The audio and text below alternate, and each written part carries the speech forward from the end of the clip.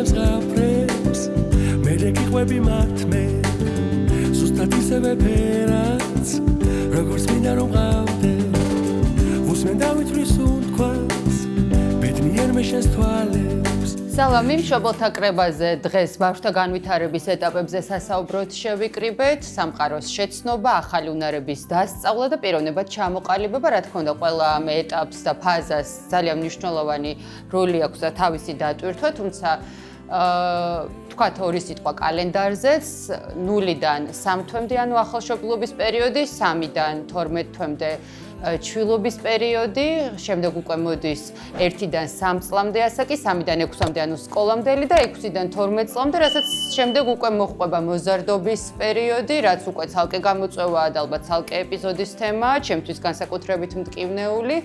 და მოკლედ ამ თემებზე გავამოხვილებთ სხვა ეპიზოდებშიც ყურადღებას. დღეს ვილაპარაკებთ სტუმართან ერთად 0-დან 3 წლამდე ასაკზე და პერიოდზე, რომელიც ითვლება რომ არის ადრეული განვითარების პერიოდი და არის ძალიან დინამიკური, მნიშვნელოვანი იმ კუთხით, რომ სწორედ ამ დროს ვითარდება და ყალიბდება ფუნდამენტური საბაზისო ფსიქიკური უნარები, მათ შორის არის შეგრძნებები, ემოციები, გრძნობები და გარემო, მშობლის ქცევა და უშუალოდ ბავშვის თავისებურებები უკვე არის ის კომბინაცია, რაც აყალიბებს და გავლენას ახდენს ბავშვის განვითარებაზე. ნეიროფსიქოლოგი პროფესორი თამარ გაგოშიძე გვიმასპინძლებს დღეს მოვედით ნეიროფსიქოლოგიის ცენტრში და ის, რა თქმა უნდა, პროფესიულად უპასუხებს ყველა იმ შეკითხვას, რაც გვაქვს დღეისთვის მომზადებული ამ თემაზე. ქალბატონი თამარ მოგესალმებით, ნეიროფსიქოლოგი, პროფესორი, ქალბატონი თამარ გაგოშიძე, რომელსაც განსაკუთრებული წარდგენა არ სჭირდება, როდესაც ბავშვებზე საუბრობთ ხოლმე. შესავალში აღნიშნა, რომ მნიშვნელოვანი პერიოდია და რაც ამოვიკითხე, რაც მეტნაკლებად როგორც მშობელმა ვიცი, ამაზე გავაკეთე აქცენტი. თუმცა ცხადია, რომ პასუხის მოსმენა გვჭირდება თქვენგან, რატომ არის ეს პერიოდი ასე მნიშვნელოვანი ბავშვის განვითარებისთვის და რამდენად განსაზღვრავს უკვე შემდგომ ეტაპებს, რამდენად სწორად წარიმართება ისინი. დიდი მადლობა, მოგესალმებით. მართლაც ეს არის ძალიან მნიშვნელოვანი თემა. იმიტომ რომ ძალიან ბევრი ფსიქოლოგი, განსაკუთრებით ფსიქოდინამიკური და ფსიქოანალიტური მიმდინარეობის წარმომადგენელი თვლის, რომ აი ამ 3-დან 5 წლამდე, ესე იგი 0-დან 5 წლამდე ფაქტიურად ყალიბდება მომავალი პიროვნება. სანამ ბავშვი დაიბადება, დედის მდგომარეობას აქვს გადამწყვეტი მნიშვნელობა. ამას ჩვენ ნაკლებ ყურადღებას ვაქცევთ. ზოგადად ორსული ქალი რაღაცა ერთსულად აღიქმება. ესე რომ ის მეორე სიცოცხლესაც რო ატარებს, ეს ჩვენ ხშირად გვავიწყდება. და ორსული ქალის ემოციური მდგომარეობა არის ძალიან მნიშვნელოვანი. როდესაც ორსულ მდგომარეობაში ადამიანი მთელი დღე მუშაობს, შფოთავს, 1000 საზრუნავი აქვს, ქალბატონებს ბევრი საზრუნავი აქვთ. ეს აისახება ნაყოფის მომავალ ემოციურ მდგომარეობაზე. რაც შეეხება დაბადების შემდგომ, აი პირველი 3 თვის განმავლობაში, უცნაური ის არის, რომ ბავშვი იბადება გამზადებული ტვინით. ნახეთ? ყველაფერი აქვს. ოღონდ ეს ტვინი ირთვება მხოლოდ მას მერე, როცა ბავშვი უურთიერთებს გარემოსთან. თუ გარემო არის დეპრივირებული, ანუ არანაირი გამღიზიანებელი არ მოქმედებს ტვინზე, ის სისტემები არ ჩაირთვება. აქედან მორალი, რომ ადრეულ განვითარებაში რაც შეიძლება მდიდარი სტიმულებით, სხვადასხვა სტიმულებით მდიდარი გარემო უნდა კონდეს ბავშვს. და რა ითვლება ეს? აი, ნახეთ რა ითვლება. სტიმულები რა არის? სტიმულები ნებისმიერი გამღიზიანებელი, ისეთი, რომელსაც აიტანს ბავშვი, იმიტომ რომ თქვენც თქვით ეს, რომ საბაზისო უნარები ვითარდება და საბაზისო უნარები არის, რო წარმოვიდგინოთ ჩვენ სახლი. აი, რო წარმოვიდგინოთ სახლი, რომელსაც ვაშენებთ. ჯერ ფუნდამენტს ვაშენებთ, ხომ ესეა. თუ პირდაპირ დავიწყებთ პირველი სართულით ან ბოლო სართულით, სახლი დაინგრევა. ესევეა ბავშვიც. ფუნდამენტი, ანუ ის საფუძველი, ესეთი რკინაბეტონის არის, სწორედ საბაზისო რა, სენსორული და მოტორული უნარები. ჩვენ რო დავაკვირდეთ 1 თვიდან ბავშვს, ჩვენ ნახავთ, რატომ ვაქცევთ ყურადღებას, ხო, ექიმები, პედიატრები და ნევროლოგები გვეუბნებიან, რომ აი ამ დროს თავი უნდა ეჭიროს. რატო არ იძახიან ამ დროს, რომ უნდა ლაპარაკობდეს, ან უნდა რაღაცა აზრები აწუხებდეს. ერთ წლამდე, ვისაც აქვს ეს გამოცდილება, პედიატრი ეუბნება, რომ აი თავი უნდა ეჭიროს ამ დროს, უნდა დაჭდეს ამ დროს, კაცება უნდა კონდეს ამ დროს, მერე უნდა ფეხზე დადგეს ამ დროს. დააკვირდით, ყველაფერი მოტორულია, ანუ მოძრაობასთან არის კავშირში. დაჯდომა შეუულია 6 თვისას და უკვე შეუძლია ერთი ხელიდან მეორე ხელში გადაიტანოს საგანი და კვეთს ამით თავის სივრცეს. უკვე მერე დგება ფეხზე, 10 თვის ბავშვი უკვე კარგად დგას, შეუულია ზოგ სიარულიც კი უკვე ესე დახმარებით ცხადია. 1 წლიდან 2 თვემდე ესე უკვე ბავშვი იწყებს სიარულს. და ამავე პერიოდში ძალიან მნიშვნელოვანია ეს მოტორული განვითარება, იმიტომ რომ მოტორიკასთან არის დაკავშირებული ჩვენი გარემოს ექსპანსია. თუ არ გადაადგილდები, შენ გარემოს ვერ დაიპყრობ და ადაპტაციას მასთან ესე ვერ გააკეთებ. ერთ წლამდე ბავშვი სრულად არის თავის მშობელზე დამოკიდებული, ხო? წუძუს წოვს, დედაზეა ფაქტიურად, მიჯაჭვული და ამ დროს ყალიბდება ეს მიჯაჭვულობა, როგორც ასეთი, რომელიც არ არის შემეცნებითი ხასიათის, ემოციური ხასიათის არის. ეს არის ჩვენი ემოციების საფუძველი და ამაზეა დამოკიდებული მომავალში მე როგორი ტიპი ვიქნები, მე ისედაც უკვე განსაზღვრული მაქვს ჩემი ტემპერამენტი, ბავშვები ძალიან განსხვავდებიან უკვე პირველი თვიდან. გამზადებული ტემპერამენტით იბადებიან და ჩვენ არ უნდა გქონდეს ილუზია, რომ ჩვენ ბავშვების ტემპერამენტს შევცვლით და მის ხასიათს. ამას ვერ გავაკეთებთ ვერასოდეს. ეგ ილუზია ალბათ კიდე უფრო რბილად ნათქვამია, ანუ რას გულისხმობ, გეტყვით ახლა ძალიან ხშირად აქვთ ხოლმე დამოკიდებულება, რომ 3 თვემდე ბავშვი ვერ იაზრებს ვერაფერს, ჯერ რა იცის დედა ვინ არის და მერე იწყებენ ხოლმე, აი უკვე მშობელს ცნობს, უკვე ბებოს ცნობს და მე სულ ვამბობ, რომ წარმოუდგენელი, უკვე კი არა, თავიდანვე ცნობდა. იცით როგორ არის გამოვლინების ხასიათი არის განსხვავებული. პირველივე თვიდან ბავშვი ეძებს ძუძუს.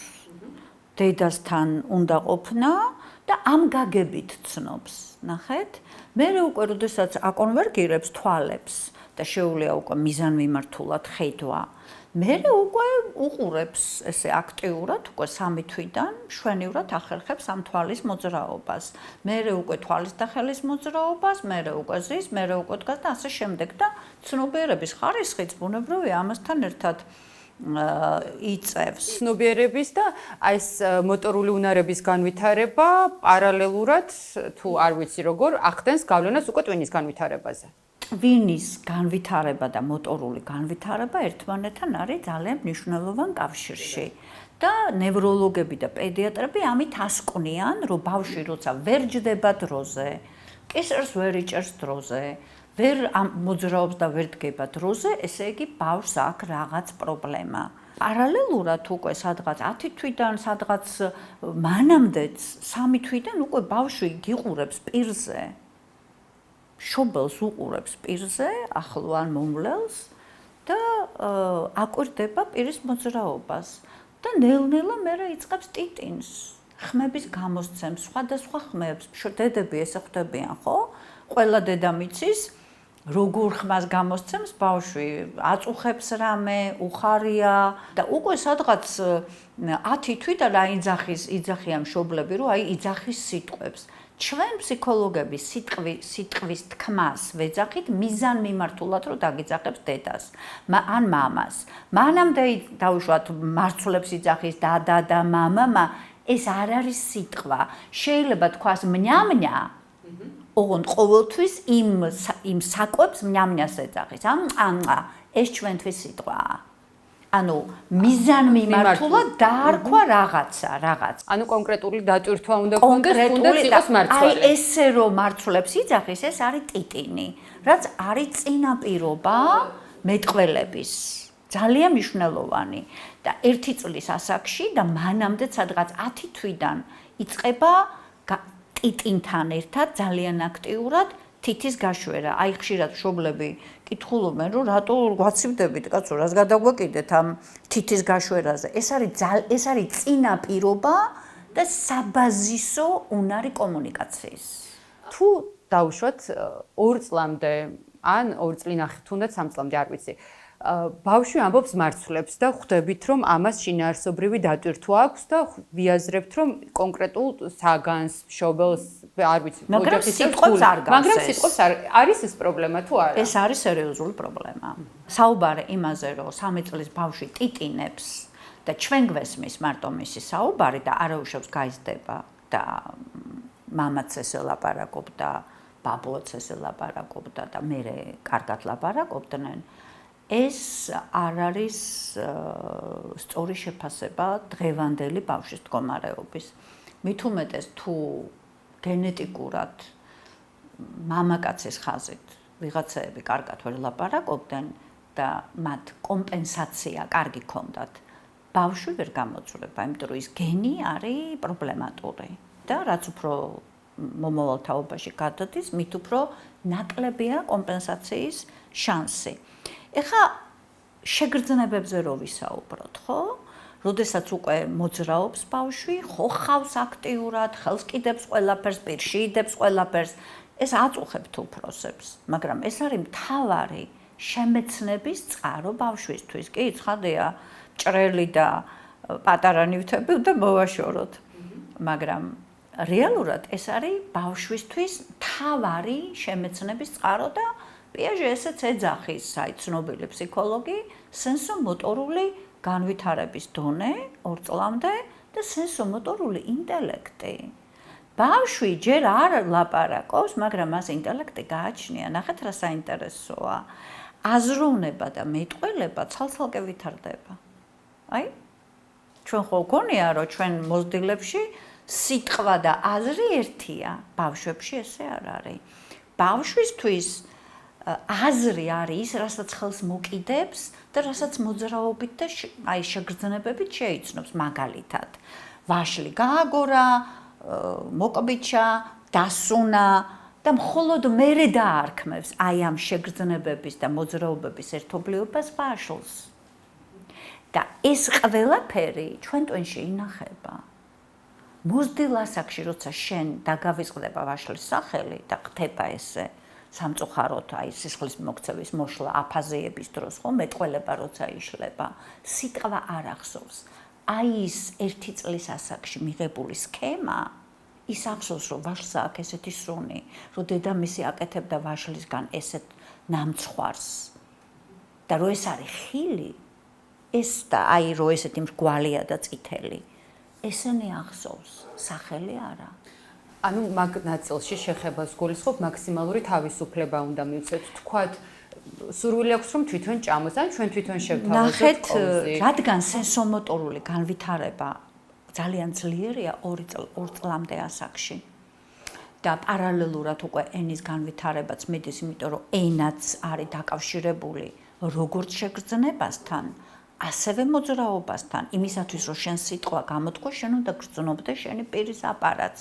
შენ უნდა იცოდე რ, ლ, გ და ზ როგორ გამოთქვა. ეს ძალიან მნიშვნელოვანია. კი, ბავშვის აპარატი არ არის მომწიფებული დავუშვათ 4 წლამდე. შეიძლება ყველა ბგერას ესე ადვილად და კარგად ვერ გამოთქვამდეს, მაგრამ ძირითად ბგერებს და ძირითად ესეთ სიტყვებს უკვე კარგად იძახის და გასაგებად, იმდენად გასაგებად, რომ უცხო ადამიანიც გაიგებს. და აი 2 წლამდე, აი ხანდახან ამბობენ, რომ აი როგორ უნდა მივცე დამოუკიდებლობა, ჯერ აესმის, ჯერ აიცის. ჩვენ ვართ მომხრე, რომ სადღაც წლინახევრიდან ჩვენ უკვე უნდა მივაჩვიოთ ბავშვი დამოუკიდებლობას და ნახეთ ეს რასთან არის კავშირში, არა მარტო სენსომოტორული განვითარების ხელშეწყობასთან. ეს არის კიდე კავშირში ემოციურ თვითეფექტურობასთან. მე რო ვიცი, რას ვეძახით ჩვენ ნახეთ თვითეფექტურობას, რომ მე შემიძლია გარემოზე ზემოქმედების მოხდენა, მე შემიძლია თვითონ რაღაცეების გაკეთება. ეს უკვე შემდეგ ეტაპზე წამოვა, მაგრამ ამისთვის ბავშვი ემზადება. უკვე 2 წლის ასაკში ბავშვი თვითონ უნდა ჭამდეს.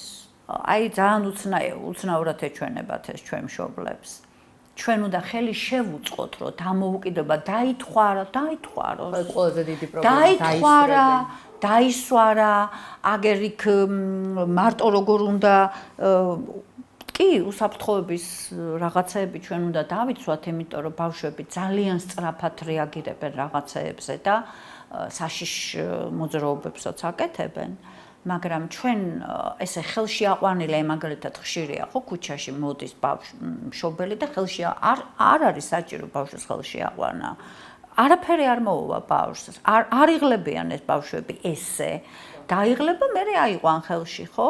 იგივე კიბეებზე ასვლა, კიბეებზე ჩამოსვლა და შესაბამისად ეს მოძრაობის განვითარება მეტყველების განვითარებასაც უწყობს ხელს, იმიტომ რომ ტვინის ის ნაწილები, რომელიც პასუხს აგებს ენაზე, ძალიან ახლოს არის იმ ნაწილებთან, რომელიც პასუხს აგებს ხელებზე, მოძრაობებზე და ასე შემდეგ, ხა მარტივად რო ავხსნათ, ხო? ამიტომ აი ეს 2 წლის განმავლობაში ბავშვი როცა ფაქტიურად უკვე შორდება დედას, გამოეყო დედას და უკვე შეუძლია დამოუკიდებლად ექსპანსია გარემოსი, ხო? ბურთი გაგურდა, წავიდა, მოიტანა, ფეხი დაარტყა და ასე შემდეგ. 3 წლის ასაკში უკვე ბავშვეულია ცალფეხზე დგომა. რამდენიმე წამი ჩვენ ესე ვაფასებთ ბავშვის მოტორულ განვითარებას. 3 წლის ბავშვი ცალფეხზე 1 წამი მაინც უნდა იდგეს და 2 ფეხით უნდა კარგად იხტუნოს.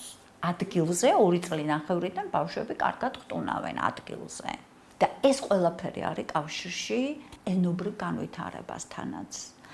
ეხა რას ვეძახით ჩვენ მდიდარ გარემოს, ნახეთ? დღევანდელ დღეს, როცა მშობლები არიან ძალიან დაკავებულები და არა აქვთ იმის დრო, რომ ბავშვს ესე მოძრაობით ეთამაშონ ან ელაპარაკონ, ძირითადი გამრთობი არის პლანშეტი. 6 თვიდან ბავშვებს აქვთ შეხება პლანშეტთან. მე რატო ვარ პლანშეტების მტერი? ამ ასაკში ცხადია. მე არა. იმიტომ რომ ერთი რო დეპრივაცია ხდება ბავშვის სენსომოტორული. ამ ასაკში ბავშვი უნდა მოძრაობდეს და შეიგრძნოს რაღაცეები თვითონ დამოუკიდებლად ნელ-ნელა და უძრავად ზის და მარტო ვიზუალური ჭკვიალა გამღიზიანებლები აქვს. ვიზუალური ჭკვიალა გამღიზიანებლები, ანუ ეს გამოსახულებები აქტიურებს ტვინის მარჯვენა ჰემისფეროს. მე ხარ როგორც ნეიროფსიქოლოგი ისე ვლაპარაკობ, ხო? და ჩვენი ენა ვითარდება მარცხენა ჰემისფეროს აქტიურობის ხარჯზე. შედეგი იცი რა გვაქვს დღეს? დღეს ის შედეგი გვაქვს, რომ ბავშვები უცხო ენაზე უკეთესად ლაპარაკობენ, ვიდრე თავის მშობლიურ ენაზე. ეს რას ნიშნავს, იცით, ჩემთვის როგორც ნეიროფსიქოლოგისთვის? უცხო ენას ჩვენ მარჯვენა ჰემისფეროთი ვითვისებთ.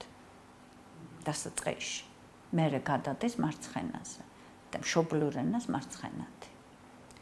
შედეგი ეს მაქვს. და ამიტომ აი ხა იუნისეფის კვლევა იყო. ხო, ეხლა ეს უნდა მეკითხა, სტატისტიკა ხომ არ გვაქვს თქო? სტატისტიკა იუნისეფის კვლევა იყო. თანამედროვე ახალგაზრდებს უჭირთ ძალიან აზრის ჩამოყალიბება ქართულად.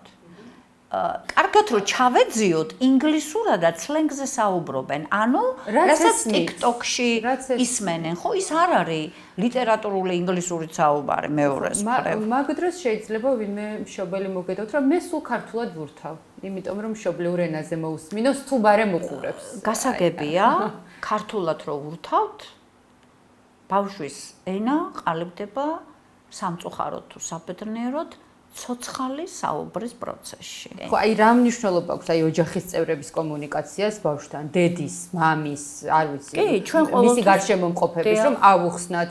რატომ უნდა მეხვეწება ხელში ამიყვანე და მე ვეუბნები რომ არა, ხო შეგიძლია შენ თვითონ იარე, რატო უნდა იაროს? თუ ეს საკმარისია მხოლოდ ამის თქმა, რომ არა შენ თვითონ იარე, ან მეც დაღლი.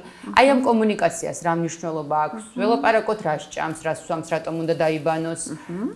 როცა ვლაპარაკობთ გამდიდრებულ გარემოზე სტიმულების, ეს არის როგორც მოძრაობით და შეგრძნებებით გამდიდრებული გარემო და ამაში არ შედის პლანშეტი და ტელეფონი. არ შედის კატეგორიულად.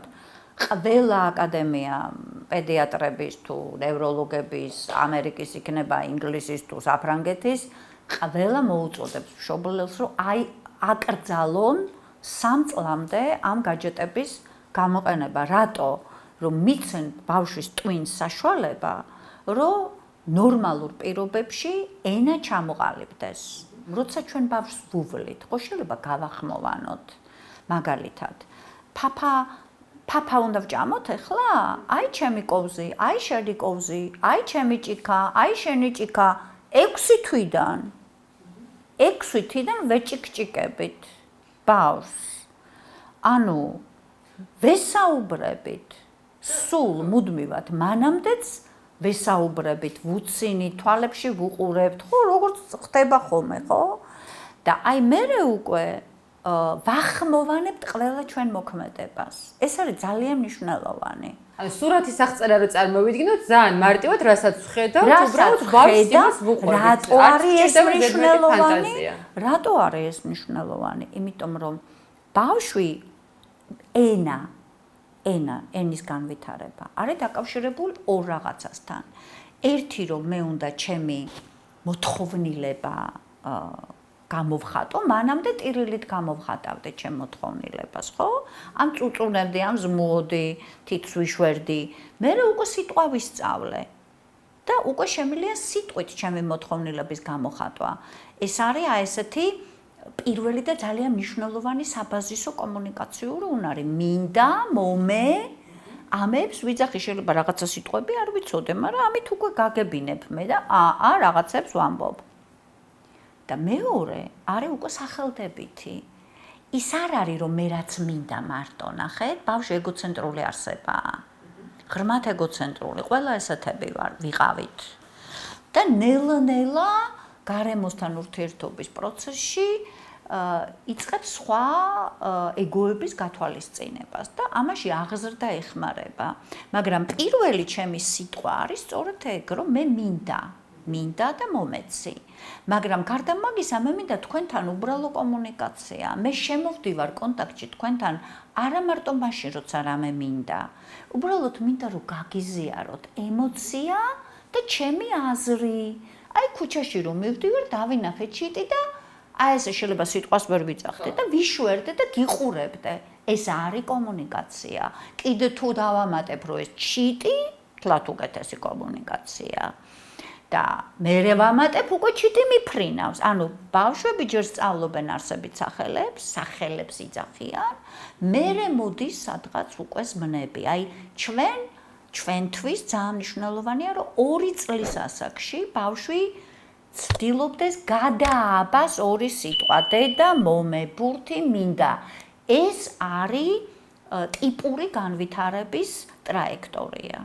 2 წელი ნახევრისა როცა აკეთებს ამას, ეს არის უკვე დაგვიანებული. მე რა რომ საერთაშორისო მასშტაბით ბავშვების 30% ვერ ლაპარაკობს. ეს არ არის ჩემთვის, როგორც ნეიროფსიქოლოგისთვის, ტიპურობა, მაინც.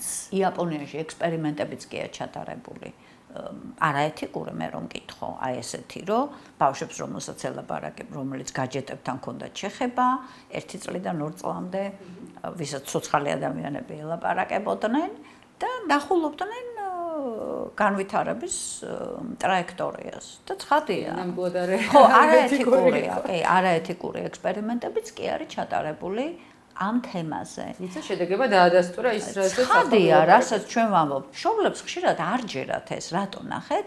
ფიქრობენ, რომ iPad-ი და ტელეფონი ავითარებს ბავშვს, რატომაც არა, ხო, აი იცის ფერები, იქ არის ფორმები, განმავითარებელი რაღაცეები.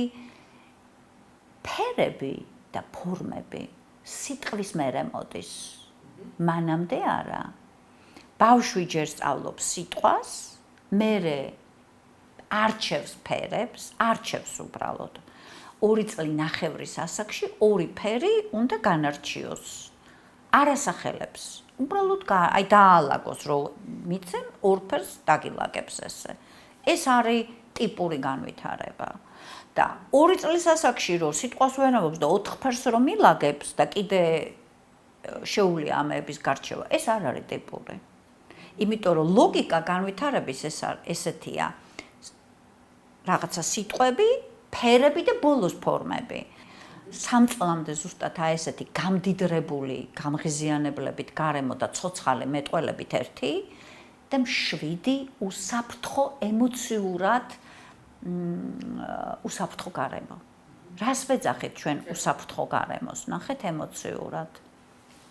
როცა მშობლები თვითონ არ არიან ძალიან მაღალი შფოთვის მდგომარეობაში. ჩვენთან ხშირად მოდიან ხოლმე უძილობა აქვთ ბავშვებს და ჩვენ რომ დედას ვეუბნებით, რომ თქვენ გჭირდებათ ჯერ პირველ რიგში ეს შინაგანი სიმშვიდე და აი შფოთვის შემცირება, როგორც კი თქვენ შეგიმცირდებათ შფოთვა, ბავშვი დაიძინებს. არ ჯერათ ხოლმე მშობლებს ეს. ეს არის ერთი წრე, ნახეთ, 1 წლამდე. და როცა შენ უკვე მოგშორდება ბავშვი, უკვე ნახეთ თავისი ნება 2 წლიდან უკვე თავის ნებას ამჟღავნებს. იმიტომ რომ მან უკვე იცის, რომ შეუძლია თვითონ თქვენ გარეშე გავლენა მოახდინოს გარემოზე, რაღაც აიღოს, გადააგდოს და მე უკვე 2-დან 3 წლამდე იმასაც ხვდება, რომ ადამიანზე შეუძლია გავლენის მოხდენა და ეს არის ზუსტად მესცნობიერების ჩამოყალიბება, როცა უკვე იწყება 2 წლინახევრიდან 3 წლამდე.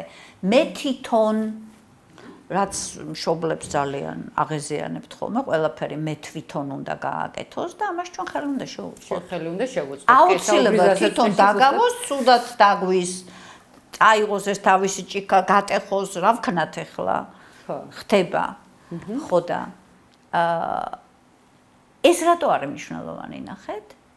ბავშვი ექსპანსიას აკეთებს გარემოსი და უკვე ისიც იცის თქვენზე როგორი ზეგავლენა უნდა მოახდინოს და ამ დროს იწყება სწორედ ბავშვის ტანტრუმი, ანუ ისტერიკები.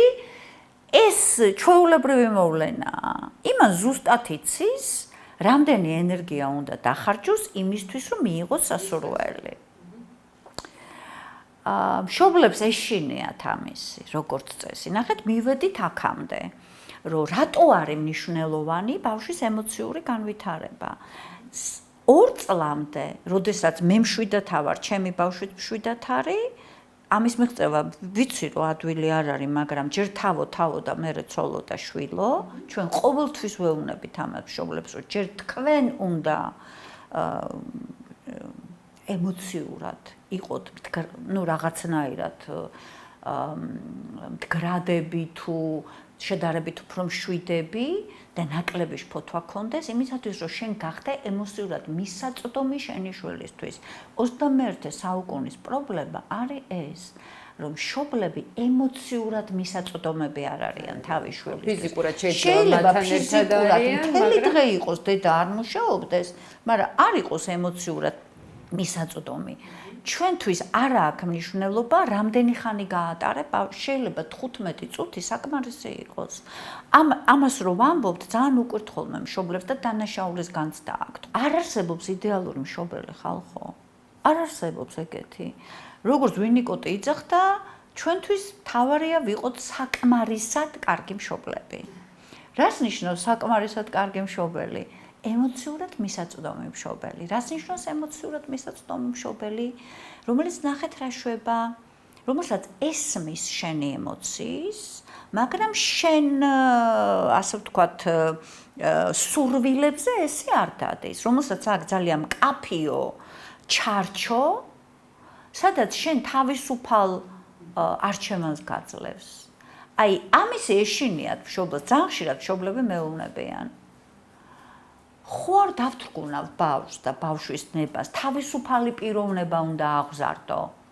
თავისუფალი პიროვნების აღზრდა, როცა ჩარჩო არ აქვს, არის შეუძლებელი. რისგან ახარ თავისუფალი? არჩევანი თუ არა გაქვს, თავისუფალი ვერ ახარ. ნახეთ? და 2 წლის ასაკში უკვე ბავშვს უნდა ქონდეს არჩევანი. თვითონ უნდა აირჩიოს, ესე უნდა ქნას თუ ისე, მაგრამ ნახეთ ის არჩევანი უნდა დადგეს აუცილებლად. როცა დავუშვათ მაღაზიაში შედიხართ და შენ წინასწარ აფრთხილებ, რომ ერთი უნდა აირჩიო და თუ ერთზე მეც მოითხოვ და ტირილს დაიწყებ, ის იმ ერთსაც ვერ ვიყიდით, ეს უნდა შეასრულო. იმიტომ რომ ეს არის მისი არჩევანი. კი ბატონო, მეტყველების გარდა კიდევ რა არის ის ძირითადი, რაზეც უნდა თავარი, ნახეთ 2 წლამდე არის, 2 წლამდე, 1 წლამდე ეს სენსომოტორული განვითარება არის ძალიან მნიშვნელოვანი, წლინახევრამდე. წლინახევრიდან 2 წლამდე ყურადღებას ვაქცევთ ორივეს სენსომოტორულ განვითარებასაც და მეტყველებასაც. წლიდან 3 წლამდე ემოციურ განვითარებასაც ვაქცევთ ყურადღებას, მაგრამ ზუსტად ეს ჩვენი ემოციური მისაწვდომობა და აი ფსიქოანალიტიკოსებს კაი ტერმინი აქვს დედა როგორც კონტეინერი. იცით რას ნიშნავს აი ეს მასწავლე მე არა ვარ ხა ფსიქოდინამიკოსი, უბრალოდ მათგან ვისწავლე და ძალიან მომეწონა. იტევს ბავშვის ემოციას. ის რომ შენ გეშინია ბავშვის ტირილის, ეგ არ არის ემოციის დატევა. მე ღიზიანდები ერთხელ ასე ვთქვათ ბავშვი ტანტრუმშია და შენი ლაპარაკი არ ესმის და მე ყვირი ხარ. ეს არ არის ემოციის დატევა.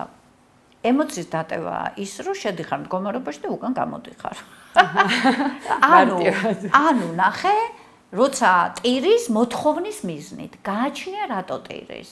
ბავშვისთვის 3 წლამდე ეს მაგრამ ძალიან ხშირად ხო არ ვიცით რატო ტირის. ვიცით. ხო, ხშირად ვიცით, მაგრამ ხშირად არ ვიცით.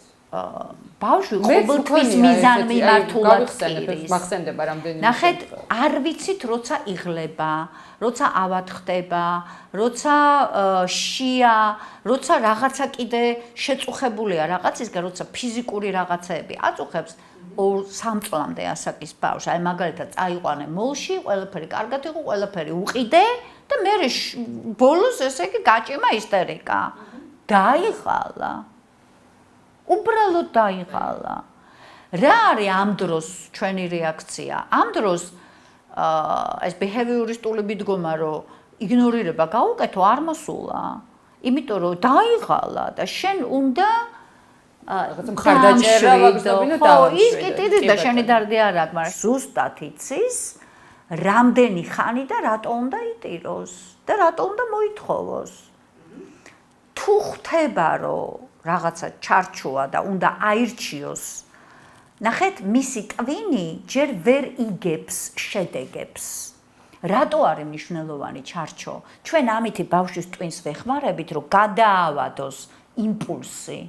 ნებელობა როგორ ყალიბდება? აი ჩვენ ხო დღეს ვამბობთ, რომ თანამედროვე ახალგაზრდებს და ჩვენს გვიჭირს ნებისყოფა, არა გვაქვს ქართველებს ბოლომდე საქმეს ვერ მივყვებით შუაგზაზე, ვატოვებთ, ნებისყოფა არა გვაქვს, მეცადინეობა გვეზარება და ასე შემდეგ. ყველას ეგრე გვეზარება. ნებელობა ყალიბდება მიდასა და უნდას შორის ჭიდილში. ბალანსი სად არის?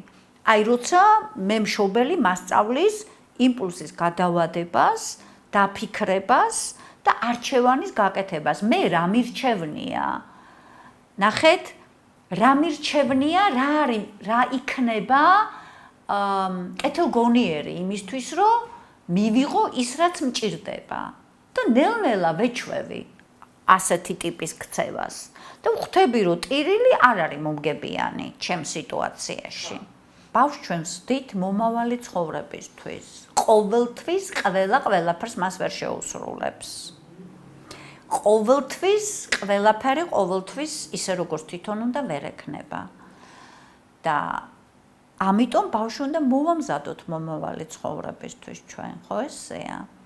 მე არა ვარ იმის მომხრე, რომ რაღაცები დავაკლოთ ბავშვს. არა, ცხადია. ხო? მაგრამ ვარ იმის მომხრე, რომ ბავშვმა იცოდეს რაღაცასა და რაღაცას შორის არჩევანის გაკეთება, იმპულსის გადავადება. რომ ეხლა კი არა კამფეტი ჭამის მერე, ეხლა კი არა გასეირნება ძილის მერე, ტელევიზორი ეხლა კი არა ჯერ წავიკითხავთ და მერე. აი ნახეთ, ეს არის ძალიან მნიშვნელოვანი ერთი მხარე და მეორე მხარე არჩევანის გაკეთებაში, გაკეთებაზე როცა ვსაუბრობ და ჩარჩოზე. წინასწარ ვართ მოლაპარაკებული წესებზე. ანუ მან უნდა იცოდეს ყველა მის ნაბიჯს რა მოყვება. შედეგად ჩვენი საზოგადოება დღეს რატო არის ესეთ მდგომარეობაში? არავინ პასუხს თავის ქცევაზე არ აგებს.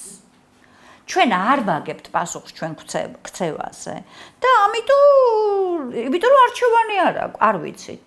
თავისუფალი არჩევანი არის ინფორმირებული არჩევანი. მე უნდა ვიცოდე რომ წავალ მარჯვნივ რას დავეტაკები და მარცხნივ რომ წავალ და მე უნდა ავირჩიო და ეს ჩემი არჩევანი იქნება, უღონდ ინფორმირებული. ესევეა პატარა ბავშვიც.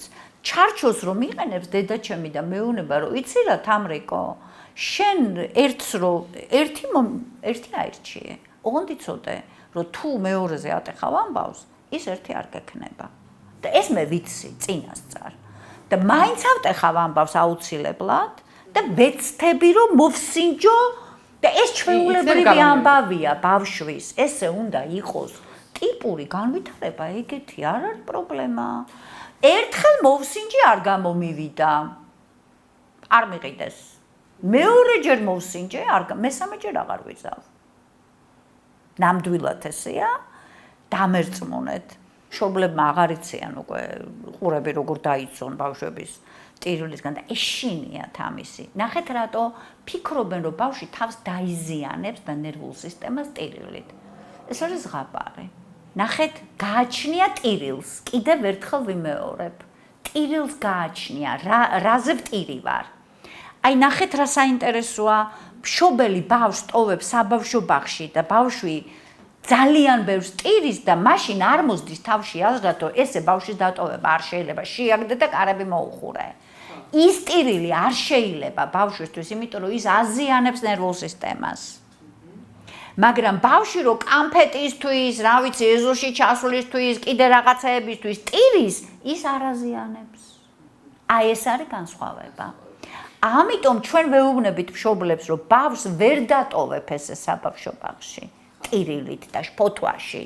ბავშვს ვერ ეტყვი რომ მე დედა შენი არა ვარ, მე წავალ და დაგტოვებ, ცუდი შვილი ხარ და ასე შემდეგ, რაც ხშირად ხდება. პოლიცია მოვა წაგიყვანს, ამეების კეთება არ შეიძლება. თქმა. მაგრამ იმის თქმა რომ ეხლა არა მერე. ძალიან წუხვა რომ ეხლა ტირი ხარ და გაბრაზებული ხარ, მაგრამ შენ პირობა რო არ შეასრულე, მეც ვერ შეგისრულე პირობას. ვიღაცა იტყვის რომ ეს ვაჭრობაა. ნახეთ, პატარა ბავშვები არიან ძალიან პრაგმატულები. სიტყვებზე მეტად მათთვის მნიშვნელობა აქვს შედეგს, პროდუქტს. და ასევე ძალიან დიდი მნიშვნელობა აქვს რა ემოციით და ტონით ელაპარაკები. მნიშვნელობებზე მეტად. თუ შენ ელაპარაკები მშვიდი ტონით და ძალიან შედიხარ მის მდგომარეობაში და ეუბნები რომ რა ვქნა დედიკო? მე რა გავაკეთო? ჩვენ ხო შეთანხმებულები ვიყავით საყვარელო.